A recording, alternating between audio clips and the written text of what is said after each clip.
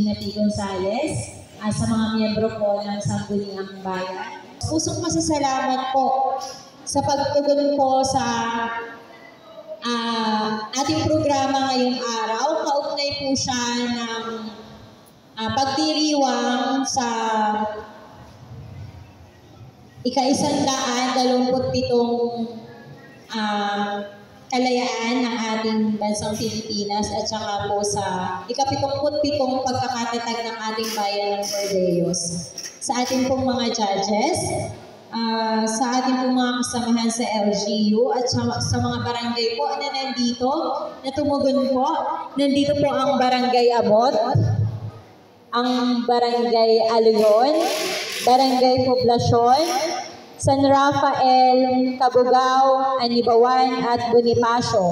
At sa kanila pong mga kasamahan, nagpapasalamat po kami sa suportang ipinakita niyo po sa araw na ito. More than a competition, this activity po aims to showcase po sa mga pagkain po na meron sa ating bayan na sumasalamin sa ating nakaraan po at sa pamumuhay.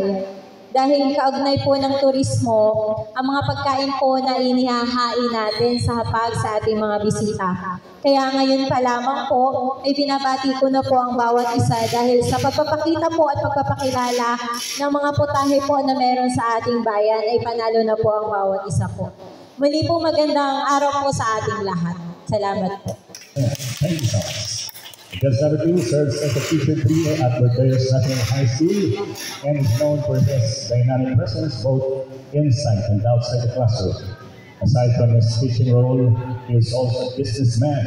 He is the owner of May Point Festival, a local food establishment known for its quality dishes and vibrant community presence. His hands-on experience in the food industry makes him a valuable judge for today's culinary competition. Judge number 2, none other than Mr. Irvin S. Sanliha. Judge number 3,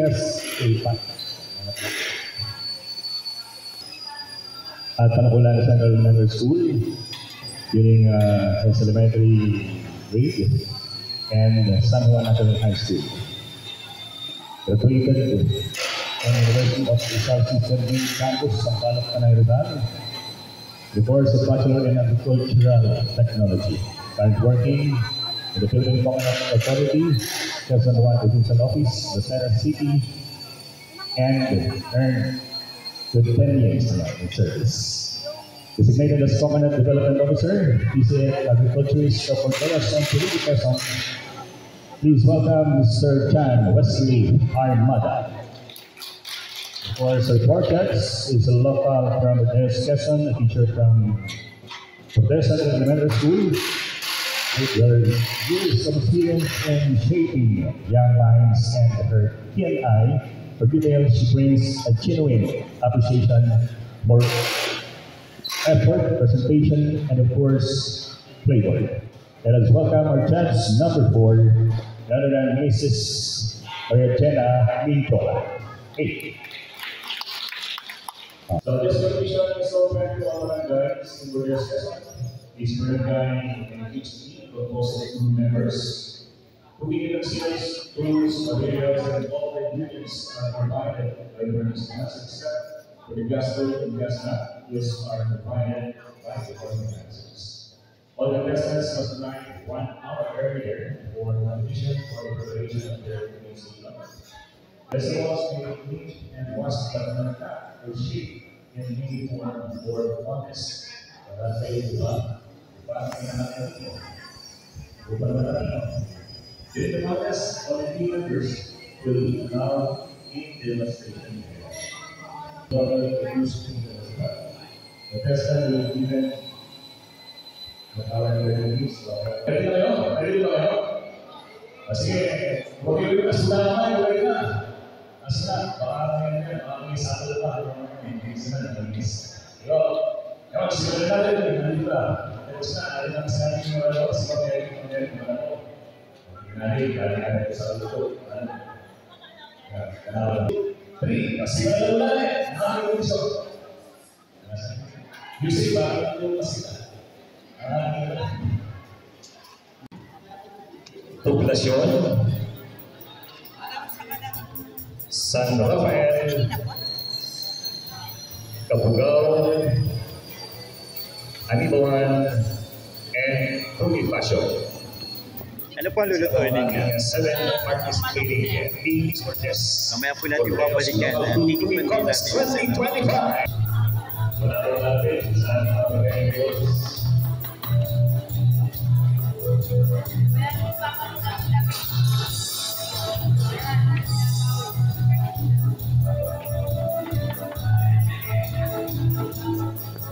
Ano po ang lulutuin ninyo?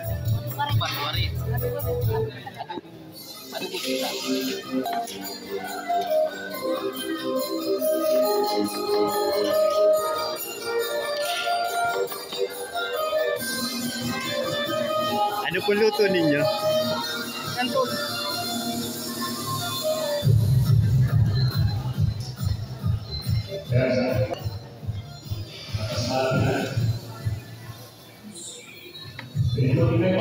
Ano po lulutuin ninyo, ate? Ano luto? Ano po, ensalada lang pa. 14. At bigla number 9 naman to. Ano pong luto ninyo? Sweet and sour, puso muna tagi.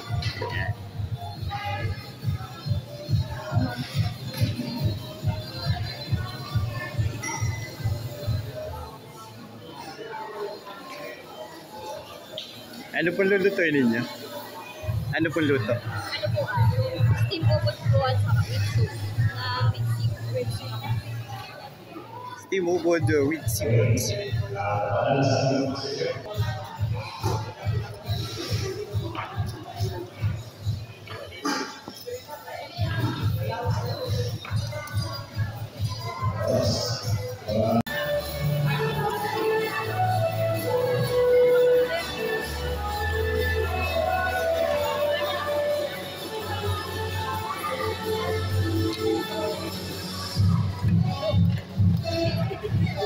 Mahima yung ano ba?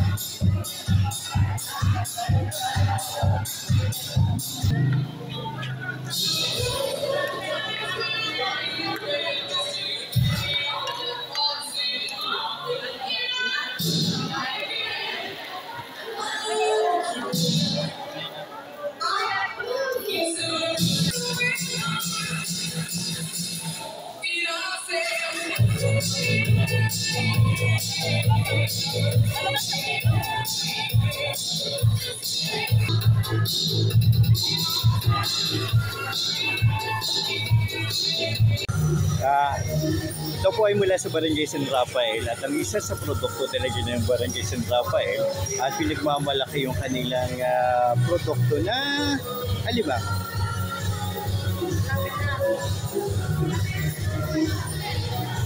Pwede po ba matikman mamaya?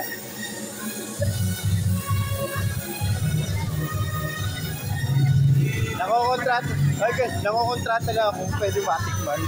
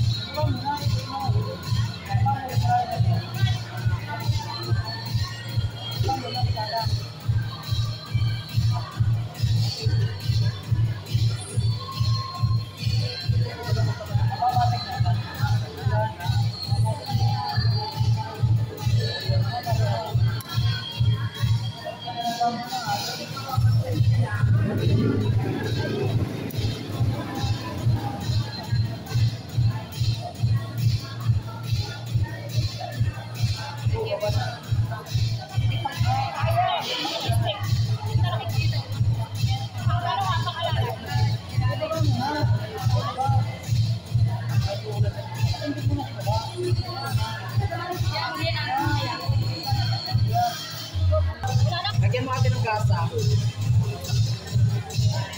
Yan ang karang yung mapos. Hindi kaya. Talaga ako.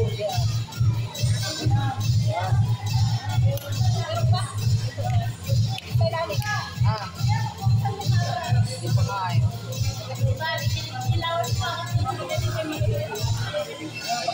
Okay na yun natin.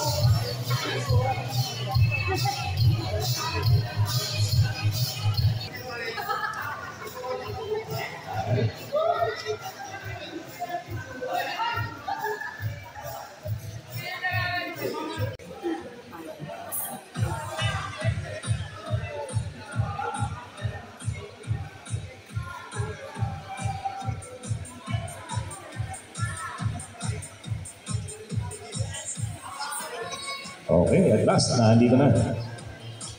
Si number 3.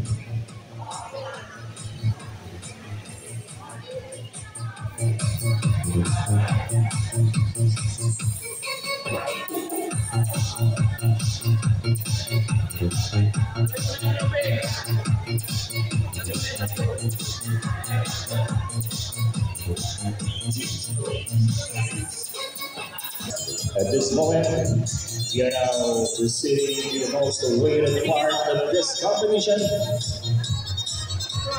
Ang ating tikiman sa yan na, maraming mga judges sa ating meron tayong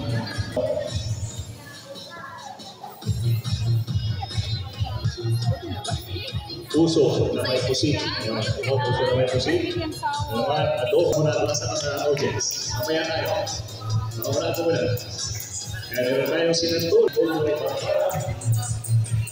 Ito ang pinakamalawin. Alimaw may buong. Alimaw hindi nasa 10,000 piso para sa ating champion. 7,000 pesos para sa ating second prize. 5,000 pesos para sa ating third prize. At 2,000 pesos consolation prizes sa mga hindi pamalaan this year. Huwag kayong issue, medyo punas-punas po. At pang tayo ay natataka sa mga lululit na mukhang sasarap na. Itsurang malata, sarap na. How much more kung natin malapit ito. Yung malapit na mayroong bahaw ay kumuha na. Hello, Juby. Anong katapat nito? alam na.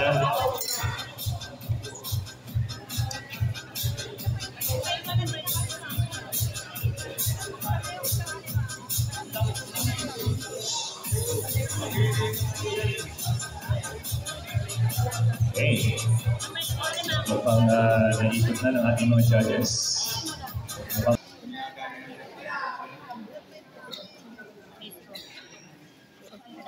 Yan si Ate Gina, yung kakanta na, nakalimutan. Yan ang magpapasarap.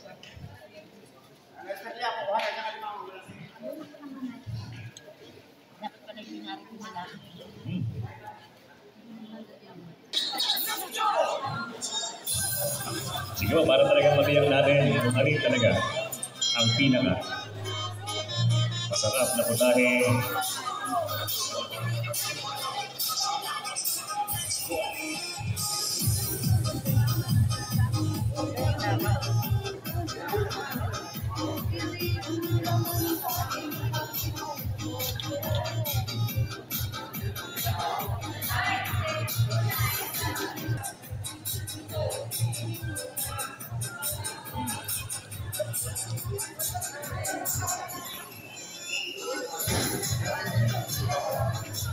This coming special is brought to you by Bordeaux Tourism Office, headed by Miss Rivera Dan Desilio, Tourism Operations Officer 2 of Bordeaux Local Government Unit.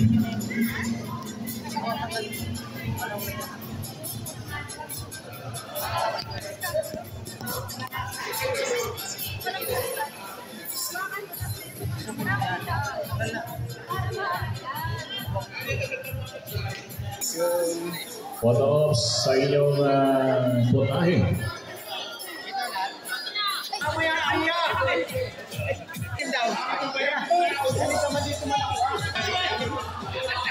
Ayan.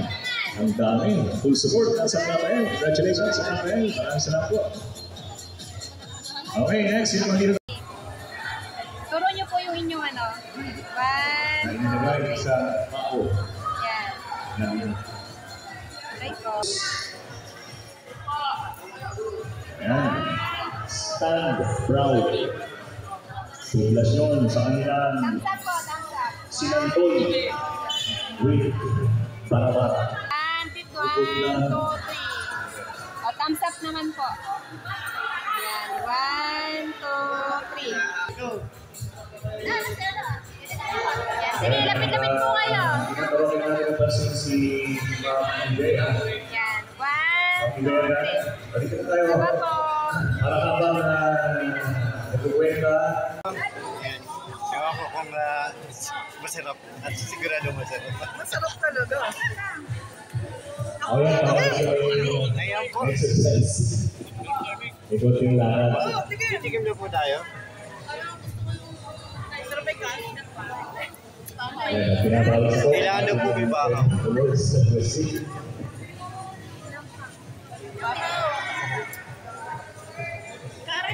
Pinigil. Ayun na nga yun. Ayan po.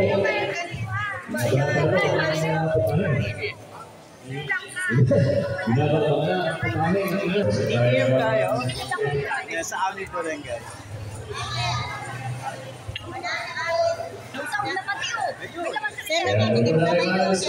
Ayun. Okay ang tatanungin ko ngayon.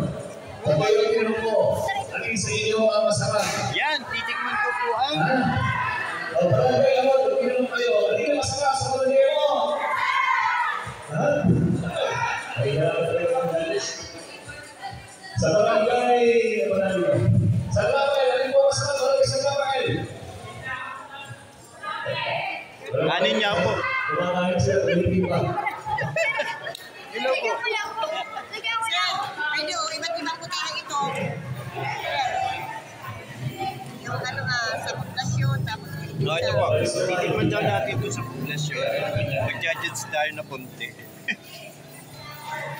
Something. Ano, limas. wala na, kuya, hindi ka na nakaabot. Yung bato ka rin po lang na. Po natin ang sa titikman ko po sa barangay Kapal. Demos! Ayun, Para sa barangay Budo. Yung simpleng gulay, pinasarap. Tapos ito ay sa amot. Tignan ko po naman sa amot ito, amot natin. Amot. Amot. Po. Native na manok. Native na manok. Ubod dito, nakakayang kung ano kalima. Tapos tignan po natin yung sa barangay Hindi Bonifacio. natikman natin. Ayan! Sa barangay Bonifacio.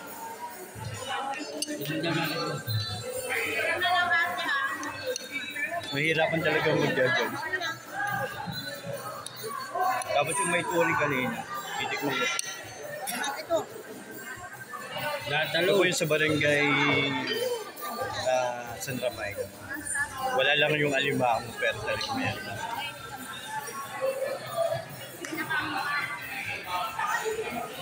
So sauce pa lang talaga niya. Napakasarap. Masarap. Sino kayo mananaan lahat? Manalo kaya yung nasa sa pero yung kung saan iba hindi ko natin kaya yun na yung masama. Hindi ko po talaga natin pero sa nagtatanggol hindi ko naman natikman yung sa kanila kaya masama na lang muna sa kanila. Hindi, naubusong po ako. Isa na lang na pera.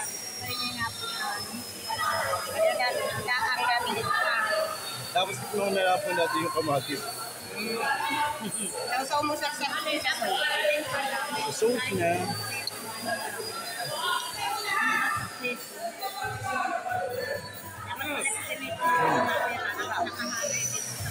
Masarap.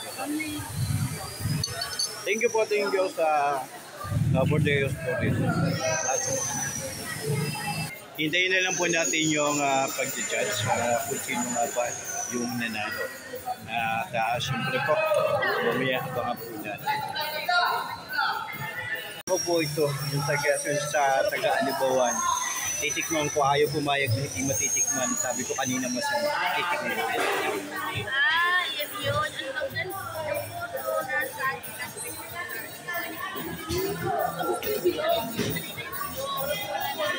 Ayun po. Titikman ko muna, sumunod sa Elan titik. Ako po muna titikim at mamaya ayan.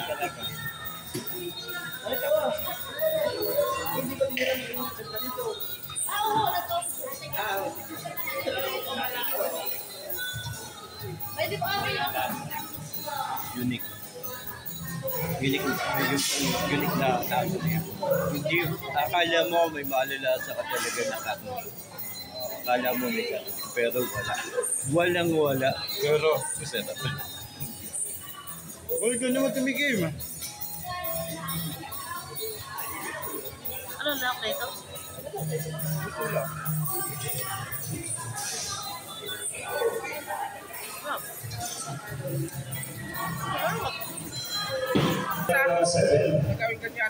Good restaurants for this year, cooking contest. Akala ko may garden. Tapos akala ko may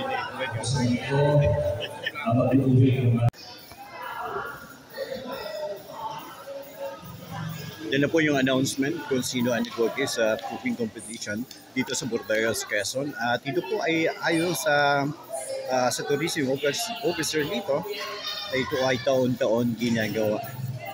Pero taon-taon na gagawin o ilang taon na rin itong ginawa dito sa bayan ng Burdeos. At mamaya po kung magkakaroon tayo ng pagkakataon na kung may pagkakataon ay makapanayong natin si Ma'am Debe. With an average score of 91.24. Ang barangay Amot. Asan ang barangay Amot? Barangay Amot. Ayan, kayo po yung kailan ng 1,000 pesos. An average score of 92.86%. Goes to barangay. Insalada Tama. Barangay Camugao. Barangay Camugao. Consolation prizes. Consolation prize. Garnering an average score of 92.86% goes to Adobo Batumarik. Barangay Aliyon. Barangay Aliyon. And another 2,000 pesos consolation prize ay ang nakakuha ng score ng 92.06% goes to Adobo Puso na may pusin. Barangay Bunimacio. Ayan, tatlo na lang po. 5,000 pesos.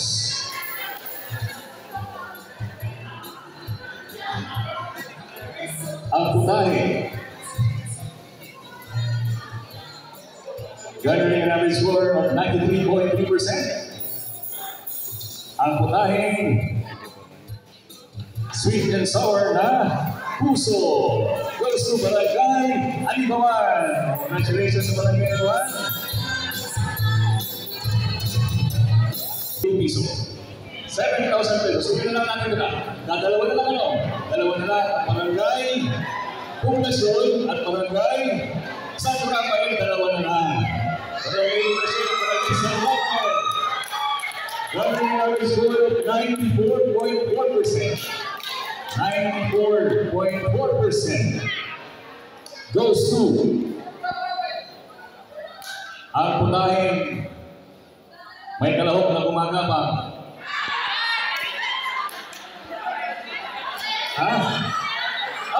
Pares ano? Isili para ba? Isili ano? Pareho wala pareho. Ang punahing may gumagapang at may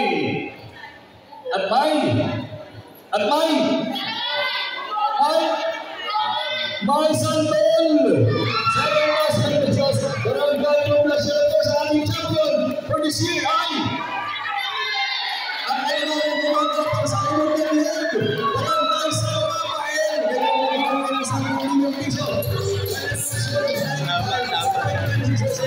Congratulations! Maraming salamat po sa inyo lahat.